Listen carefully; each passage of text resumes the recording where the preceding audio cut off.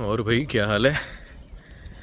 आज का मौसम बहुत बहुत सुंदर है और मैं वॉक करने के लिए निकला। ठीक है, ये देखो।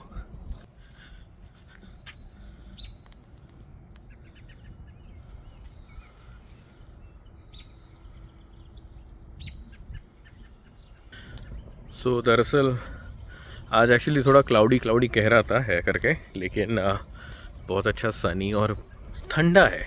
नॉट लाइक गरम गरम है, इतनी सनलाइट होने के बावजूद भी इतना अच्छा ठंडा है कि लाइक इरिटेशन नहीं हो रही है गर्मी की। एनीवे, मैंने सोचा कि मैं ऐसे ही थोड़े वॉक के लिए निकला हूँ ट्रेल पे, तो क्यों ना मैं एक छोटा सा वीडियो बना दूँ इसमें। तो दरअसल आज का जो ये व्लॉग वीडियो जो भी जैसे भी बोलना है, उसका उद्देश्य बड़ा सिंपल है। ये उनके लिए स्पेसिफिकली फोकस्ड है जो बंदे पीएचडी या फिर रिसर्च में इंटरेस्टेड है और उसके लिए अप्लाई करना चाहते हैं, या फिर कैसे इस रूट को पकड़ा जाए, कैसे like you know how to go about this. So I don't know, जिसको यूज़फुल होगा देख लो, जिसको नहीं है ऐसे ही टाइम पास के लिए देख लो, या फिर ऐसे ही स्किप कर लेना चाहिए तो दूसरा देख लेना। दरअसल ओके, सो लेट्स बिगिन। मैं फर्स्ट ऑफ ऑल ये बता देता हूँ कि यूजुअली पीएचडी होती क्या है। पीएचडी का फुल फॉर्म है फिलोसॉफिकल डॉक्टरेट या डॉक्टर ऑफ फिलॉसफी। ठीक है, फ़िलासफ़ी इसीलिए कहते हैं क्योंकि फ़िज़िक्स मैथ ये सब चीज़ें पहले फ़िलासफ़ी में कंसिडर किया जाता था, इसलिए उन्होंने वही कंटिन्यू किया है। अब इस डिग्री का मतलब है क्या एक्चुअली? तो ये डिग्री जो है ना, ये हाईएस्ट लेवल ऑफ एजुकेशन होता है। ज़रूरी नहीं है कि लाइक किसी स्पेसिफिक पर्पस के लिए लिया जाए। हालांकि सिंपल लॉजिक ये है कि अगर आपको स्कूल में पढ़ाना है तो आपके पास यूनिवर्सिटी की डिग्री होनी चाहिए, ताकि आपके पास इतना ज्ञान हो कि आप एक लेवल नीचे पढ़ा सके हो। सेम अगर आपको अंडर ग्रेजुएट्स को पढ़ाना है तो आपको मास्टर्स या पीएचडी लेवल की नॉलेज होनी चाहिए। इसीलिए जिनको प्रोफेसर बनना था टिपिकली वो करते थे पीएचडी, एंड जिनको रिसर्च करना है वो करते थे पीएचडी। आज के टाइम पे ये चीज़ें थोड़ी बदल गई है। इवन इंडस्ट्रीज़ कभी कभी डिमांड करती है, बट उतना हार्ड एंड फास्ट रूल नहीं है। ठीक है, अब यूजुअली क्या करते हैं लोग, बैचलर्स करते हैं, मास्टर्स करते हैं। पहले के टाइम पे इसमें एक और बीच में आता था मास्टर्स के बाद एमफिल, जो आज के टाइम पे कोर्स वर्क की तरह लिया जाता है पीएचडी में, जो मैं कॉम्प्रिहेंसिव एग्ज़ाम 1-2 बोलते रहता हूँ ना, वो बेसिकली एमफिल का एक पार्ट है।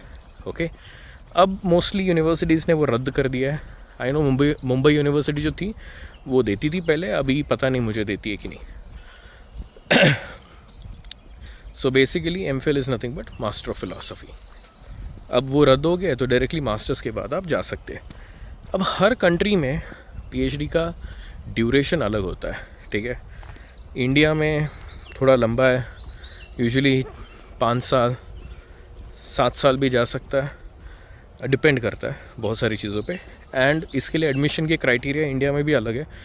आपको पेट एग्ज़ाम देना पड़ता है, पीएचडी एंट्रेंस एग्ज़ाम, या फिर नेट और सेट जो होती है वो उन एग्ज़ाम्स को क्लियर करना होता है, उस टाइप का है। ठीक है, अब यहाँ पर जो है कनाडा में पकड़ लो, यूएस में पकड़ लो, यूके में पकड़ लो, यहाँ पर चीज़ें थोड़ी डिफरेंट है। आपको ये एग्ज़ाम्स नहीं देनी होती है, लेकिन कभी कभी आई थिंक यूएस में जीआरई का रिक्वायरमेंट था, अभी है कि नहीं मुझे श्योर नहीं है। ठीक है, तो वो शायद बंद हो गया होगा, I am not exactly sure, but ये हर सब्जेक्ट के लिए अलग होता है। मैं बहुत जनरल बोल रहा हूँ। ठीक है, तो अब जैसे यूएस में आप अगर पीएचडी करते हो तो उसको 5 साल 7 साल के आसपास लग जाते हैं। ठीक है, और अगर आप यूके में कर रहे हो तो और भी शॉर्ट ड्यूरेशन में हो जाती है, यूजुअली 3 से 4 साल में हो जाती है। Hey, no worries. Is there a bird or something? Oh nice. यहाँ पे कोई बर्ड है तो उसका फ़ोटो ले रहे हो भाई साहब। एनीवे, सो या बेसिकली हाँ, और कनाडा में यही ड्यूरेशन 4 साल का रहता है। अब ये सीन क्या है, 4 साल का ड्यूरेशन में होता क्या है एग्जैक्टली। आपका पहला साल जो है वो बेसिकली इसी में चला जाता है कि आप समझ लो कर क्या रहे हो, किस चीज़ में रिसर्च कर रहे हो, टॉपिक क्या है, उसको समझने में ही टाइम चला जाता है। तो वो 1 साल रहता है। उसके बीच में जैसे मैं कॉम्प्रिहेंसिव एग्ज़ाम्स वगैरह दे रहा हूँ, उसको क्लियर करने में, इन सब में टाइम चला जाता है। अब आई थिंक यूरोप और यूके में शायद ये कॉम्प्रिहेंसिव एग्ज़ाम का नहीं है, मैं एग्जैक्टली श्योर नहीं हूँ। अब कुछ बोलते हैं, कुछ बोलते नहीं है। ओके, सो कभी कभी ये यूनिवर्सिटी और डिपार्टमेंट भी तय करता है। जैसे उस दिन अर्श बोल रहा था मुझे, कंप्यूटर साइंस में उनको नहीं है, इवन वो कनाडा में होने के बावजूद, सेम यूनिवर्सिटी में। ठीक है, तो वो सबका डिपेंड करता है अलग अलग। अब फिज़िक्स और मैथ में ये सब चीज़ें थोड़ी रिगरस है, एंड ये चलते आ रहा है, वही चला रहे। So maybe, I don't know. अब दरअसल लोग क्या करते हैं, यूजुअली बैचलर्स करने के बाद मास्टर्स करते हैं, फिर तय करते हैं कि उनको रिसर्च में इंटरेस्ट है, नहीं है, नहीं होगा तो आप नॉर्मल जॉब कर रहे थे वैसे ही जॉब करते जाओ, और अगर आपको रिसर्च में इंटरेस्ट है तो आप पीएचडी में आ जाओ। ठीक है, अब मैंने जो रूट लिया था वो थोड़ा अलग था।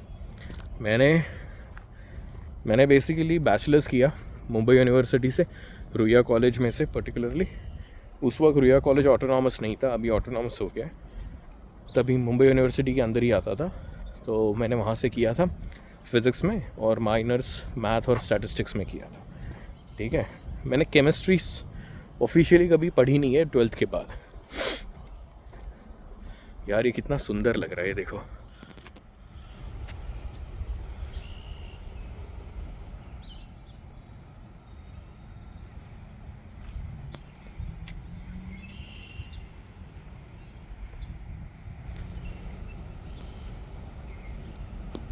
ऐसे जगह पे ना ये जो चिड़िया की चहचहाहट होती है उसको सुनने में बड़ा अच्छा लगता है। सो या बेसिकली ये जो क्राइटेरिया है यहाँ पे आई थिंक रास्ता बंद हो गया, मैं उधर जाता हूँ। सो या sorry, coming back to the topic. मैंने बैचलर्स किया मुंबई यूनिवर्सिटी से, और उसके बाद मैं गया मास्टर्स करने के लिए नॉटिंघम यूनिवर्सिटी में। ठीक है, यूके में। उस वक्त मेरा इंटरेस्ट पर्टिकुलरली मैथमेटिकल फ़िज़िक्स या फिर थियोरेटिकल फ़िज़िक्स जो बोलते हैं, शेल्डन कूपर वाला फ़िज़िक्स जो था, उसमें मुझे बहुत इंटरेस्ट था। अभी भी है, ऐसा नहीं है कि नहीं है। मेनली स्ट्रिंग थियोरी पे मैंने थीसिस लिखी थी। अब वो होने के बाद मुझे कुछ चीज़ें खटकी। वो ये थी कि यार मैं मैथमेटिकली बहुत कुछ कर रहा हूँ, बहुत कुछ सीख रहा हूँ, लेकिन रियल वर्ल्ड एप्लीकेशंस बहुत कम हो रहे हैं इसके। एंड एक और ये भी बात थी कि मैंने वहाँ पर ऐसे ऐसे बंदों से मिला हूँ जो काफ़ी स्मार्ट है। ओके, अब मुझे बहुत ही एक इम्पॉर्टेंट रियलिटी चेक होनी थी कि देखो यूनिवर्सिटी में कितने 10-15 शायद प्रोफेसर्स होते हैं एक डिपार्टमेंट में, उनमें से स्ट्रिंग थियरी या फिर मैथमेटिकल फिज़िक्स पे रिसर्च करने वाले जो है 1 या 2 आज के टाइम पे। ठीक है, बहुत ही नीश एरिया हो जाता है ये, इसीलिए ज़्यादा लोग इसमें प्रोफेसर, फंडिंग नहीं होती है फर्स्ट ऑफ ऑल। ठीक है, तो मुझे फिर रियलाइज़ हुआ कि यार ये ना मैं अपने आप को बहुत ज़्यादा एकदम नैरो एरिया में डाल रहा हूँ। मे बी मुझे थोड़ा एक प्रैक्टिकल टच, मेरे रिसर्च को एक प्रैक्टिकल एप्लीकेशन होना बहुत ज़रूरी है। सो उस टाइम पे मैंने फिर मेरा मैथ का नॉलेज था, एंड मेरा एक दोस्त है, वो भी मेरे साथ वहीं पे मास्टर्स कर रहा था, वो ब्रिटिश बंदा है। उसने फ़ाइनेंस में घुसने का सोचा, तो मैंने थोड़ा रिसर्च किया फ़ाइनेंस के बारे में क्या है, एंड मुझे इंटरेस्टिंग लगने लगा। मुझे लगा कि हाँ यार ये ऐसी चीज़ है जो कर सकते हैं, तो मैं थोड़ा उस तरफ शिफ्ट होने लगा। एंड फिर मैं इंडिया वापस आया था। मैंने कुछ समय आईआईटी बॉम्बे में काम किया। वहाँ पर मैं ऑप्टिमाइजेशन प्रॉब्लम्स पे काम कर रहा था, तो मटेरियल साइंस में काम कर रहा था वैसे, और मटेरियल्स को किस तरीके से बनाया जाए एक ऑप्टिमाइज तरीके से, तो उनकी कोडिंग और ये सब कुछ। तो मुझे कोडिंग का भी थोड़ा इंटरेस्ट आने लगा उस टाइम पे। तो ये सब कुछ हुआ, एंड देन आई रियलाइज्ड कि ये चीज़ें मुझे मज़ा आ रहा है जिसमें मैं मैथ सॉल्व कर रहा हूँ और कोडिंग भी कर रहा हूँ। तो ये इसीलिए हुआ क्योंकि मैंने मास्टर्स के बाद तुरंत पीएचडी के लिए नहीं गया। हालांकि मेरा मन था और उस वक्त ब्रेक्सिट भी हो रहा था, तो बड़ा फंडिंग का इश्यूज़ हो रहे थे, तो अनफॉर्चुनेटली मिला नहीं। लेकिन अनफॉर्चुनेटली नहीं बोलूँगा, फॉर्चुनेट हुई वो बात, क्योंकि मुझे रियलाइज़ हुआ कि मुझे पसंद क्या है, एक्चुअली पसंद क्या है और कहाँ पर मेरा स्किल्स काफ़ी रियलिस्टिकली अप्लाई भी हो रहे। तो मैंने वो किया। मैं फिर उसके बाद मैंने सोचा कनाडा जाने का। एक्चुअली मेरा इतना मन नहीं था कनाडा आने का, बट उस टाइम पे मैंने सोचा एक अच्छा ऑप्शन हो सकता है। तो मैंने यहाँ पे सिर्फ 2 ही यूनिवर्सिटीज़ में अप्लाई किया था, एक ब्रॉक और एक विल्फ्रिड लॉरियर। लॉरियर में मैथमेटिकल फाइनेंस के लिए अप्लाई किया था और ब्रॉक में फ़िज़िक्स। तो फिज़िक्स में उन्होंने दोनों में मिली थी मुझे, बट उस वक्त मेरे वक्त मास्टर्स अगर 1 साल का रहेगा तो आपको 1 साल का ही वर्क परमिट मिलता है, जो कि मेरी सिचुएशन थी अगर मैं लॉरियर से करता। तो मैंने फिर ब्रॉक चूज़ किया एंड मैंने फिर यहाँ पर उनको कहा कि मुझे थोड़ा थियोरी में फ़ोकस रखना है, स्टैटिस्टिकल मैकेनिक्स वगैरह में, जो थोड़ा स्टैटिस्टिक्स साइड्स मेरा थोड़ा स्ट्रॉन्ग करे।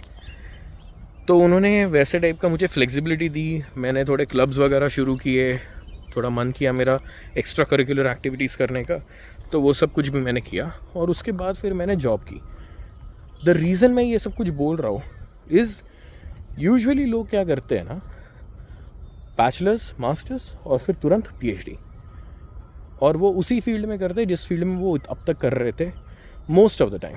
ठीक है, उससे क्या हो जाता है, अब ये जो मैं बोल रहा हूँ ये मेरा एक्सपीरियंस है, ज़रूरी नहीं है कि सब इस चीज़ से सहमत होंगे। ओके, सबका ओपिनियन, सबके एक्सपीरियंसेस अलग अलग हो सकते हैं, ये मैं अपना कह रहा हूँ। ठीक है, सो कोई ऑफेंड मत ले लेना प्लीज़। सो मैं भी वही सोच रहा था कि bachelors, masters, PhD, post doc, professor, ख़त्म। तो जब मैंने जॉब की, मैंने थोड़ा कोडिंग, मैथ और ये सब चीज़ें एक्सप्लोर की, फाइनेंस वगैरह, तब मुझे रियलाइज़ हुआ कि यार आई थिंक मैं स्ट्रिंग थियरी में पीएचडी करना प्रेफर नहीं करूँगा। मुझे मन नहीं था उतना। उस पॉइंट के बाद मैंने रियलाइज़ किया कि मुझे अप्लाइड मैथ और कॉम्पिटिशनल साइड जो है ज़्यादा इंटरेस्टिंग लगने लग रहा है। एंड ये आया क्योंकि मैंने जॉब एक्सपीरियंस लिया एंड एकेडेमिया के बाहर निकला। अब उसके वजह से कुछ फ़ायदे भी हो रहे हैं ऑफ कोर्स, लेकिन नुकसान भी है कि मैंने पीएचडी काफ़ी लेट शुरू की। इस पॉइंट तक लोगों की ऑलमोस्ट पीएचडी हो चुकी थी, लेकिन उससे फ़ायदा मुझे ये हुआ कि इससे फ़ायदा ये हुआ ना, मुझे नुकसान ये जो हुआ ये था कि मेरी पीएचडी थोड़ी लेट हुई, और फ़ायदा ये हुआ कि मुझे समझ आई कि मुझे कौन से टाइप की पीएचडी करनी ज़्यादा बेटर है। अब कभी कभी हर एक के लाइफ में अलग होती है ये चीज़ें, किसी को ये चीज़ें जल्दी समझ आती है, किसी को लेट आती है। इसमें ना किसी की कोई गलती नहीं है। फ़र्स्ट ऑफ ऑल लाइफ में कभी ये मत सोचना कि ओ माय गॉड मेरा दोस्त ये कर रहा है, वो कर रहा है, वो आगे निकल रहा है, मैं पीछे रह जा रहा हूँ। No, that's not true. Okay, सबका अपना अपना टाइम होता है, सबका अपना अपना वक्त होता है, सबकी अपनी अपनी इच्छाएं होती है। ठीक है, आप कभी लेट नहीं हो इस चीज़ को लेके, इतना बताऊंगा मैं। मुझे कई बार लोग यहाँ पे आने के बाद पूछते हैं कि यार तुमने इतनी लेट क्यों पीएचडी शुरू की। द रियलिटी इज़ कि मुझे पता है पीएचडी होने के बाद मुझे करना क्या है। मैंने कईयों को यहाँ देखा है, पीएचडी जैसी हो जाती है बहुत ही पैनिक हो जाते हैं ये लोग कि यार अभी मैं करूँ क्या लाइफ में, क्योंकि एकेडेमिया में करियर बनाना इजी नहीं है, प्रोफेसर पोजीशन मिलना बहुत मुश्किल होता है। ठीक है, तो फिर वो पैनिक स्टेट में आने से अच्छा मैंने जो अभी इतना टाइम मैंने 4 से 5 साल इंडस्ट्री में डाले हैं, मुझे समझ आ गया कि हाँ यार मुझे ये पसंद है, वो पसंद है। एंड मुझे अभी पता है कि जब भी मैं वापस जॉब मार्केट में उतरूँगा, it won't be a new experience नहीं होगा। मैं ऑलरेडी उस एक्सपीरियंस से गो थ्रू कर चुका हूँ, तो ये एक फ़ायदा होता है। एंड एक चीज़ और है कि जब भी आप पीएचडी के लिए जाते हो, दिमाग में रखो कि पीएचडी सिर्फ एक डिग्री नहीं है। पीएचडी बेसिकली आपको एक ओवरऑल एक्सपीरियंस क्रिएट करती है, एंड इसमें आप बहुत इंडिपेंडेंटली काम कर रहे होते हो। तो आपको ये ध्यान में रखना बहुत ज़रूरी है कि आपके एक्सपेक्टेशंस क्या है पीएचडी के बाद। लाइक आप चाहते क्या हो, पीएचडी करके क्या करना चाहते हो, कि आप सिर्फ प्रोफेसर बनना चाहते हो या फिर इंडस्ट्री में जाना चाहते हो। अगर आप इंडस्ट्री में जाना चाहते हो तो do you have the relevant skill sets industry में काम करने के लिए। अगर नहीं है तो ये टाइम है आपके पास कि आप उन स्किल सेट्स को अक्वायर करो। So typically like this is what I mean. So I think ये काफ़ी एक ब्रीफ मैंने एक ये बताया कि पीएचडी क्या चीज़ है, क्यों है। एंड आई होप जो भी पीएचडी में जाना चाहता है या रिसर्च के एरिया में जाना चाहता है, होपफुली उसको ये वीडियो काम का हो। एंड अगर आपको और भी कुछ इसके ऊपर और इन्फॉर्मेशन चाहिए, फील फ्री टू कमेंट। मैं एक और चाहिए तो वीडियो बनाऊंगा उस रेलेवेंट टॉपिक पे। और अगर आपको और भी कोई क्वेश्चन हो इस चीज़ को लेके तो बिंदास आप मुझे ईमेल करो या फिर इंस्टाग्राम पे मैसेज कर देना, मैं देख लूँगा। ठीक है, चलो आई थिंक मैं आज का व्लॉग यही एंड करूँगा। जिन्होंने सब्सक्राइब किया थैंक यू सो मच यार, बहुत अप्रिशिएट करता हूँ। जिन्होंने नहीं किया कोई बात नहीं, आराम से कर लेना। चलो बाय।